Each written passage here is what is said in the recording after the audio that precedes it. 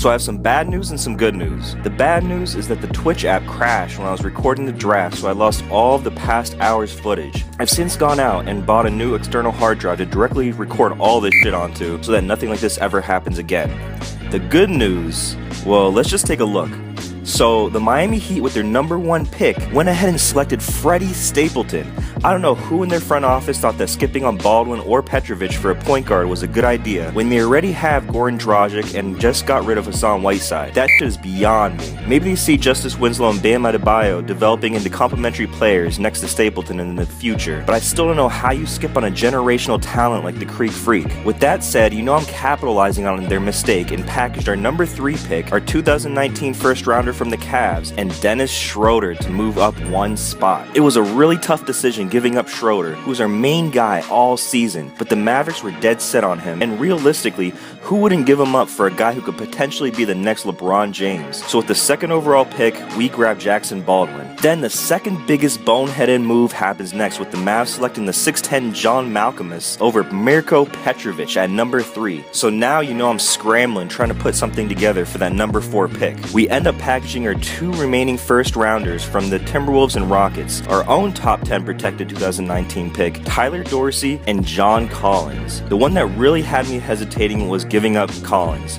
He was so explosive before his injury last year, but it did look like he lost a half step when he came back, even after the extra long rehab. From the scouting reports, Mirko is going to have no problem going above and beyond what we're getting from Collins. So with the 2 new rookies signed, we move into contract options to see that Muscala has picked his up. We also locked down Prince for another 2 years and extended McConnell and Diamond Stone's contracts for another year. During the moratorium period, we see DeMarcus Cousins is on the market. At 27 years old, he's still got at least 2 or 3 more years in his prime. With almost $70 million in cap space, we throw a front-loaded 4-year, $125 million contract at him. Surprisingly, he jumps on it and accepts within the first day, making him the 3rd highest player this upcoming season behind Steph and LeBron and ahead of Paul Millsap. This might seem like a lot at the moment, but the way that it's structured, Boogie won't even be in the top 10 by the 21-22 season. Next, we go after filling the 2 guard positions, but no one is biting. We try Norman Powell and Darren Collison, but they both decide to re-sign with their former teams. So then we approach Josh Richardson, but the Heat matched our offer and Lance Stevenson declined us for Chicago.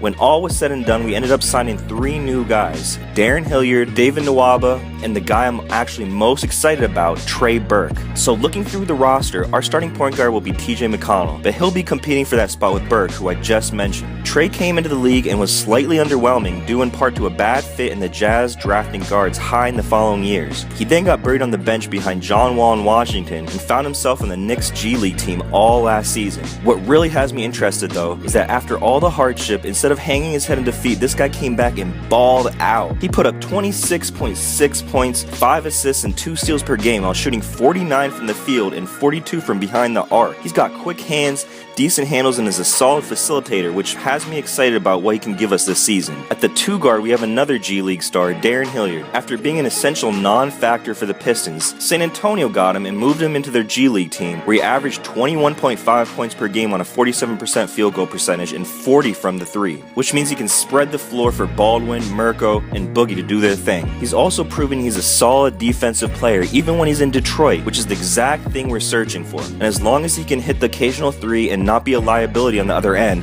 he'll get his minutes. After making some noise in Chicago with his exceptional athleticism, David Nwaba joins our roster and makes a strong case for minutes at the 2. He's not as polished as Hilliard on the offensive end, but is a borderline lockdown perimeter defender who can guard 3 different positions. We'll work to develop his outside shot and potentially turn him into a reliable 3-and-D guy. In a move that might surprise a few people, I'm deciding on sending DeAndre Bembry down to the G League for the time being.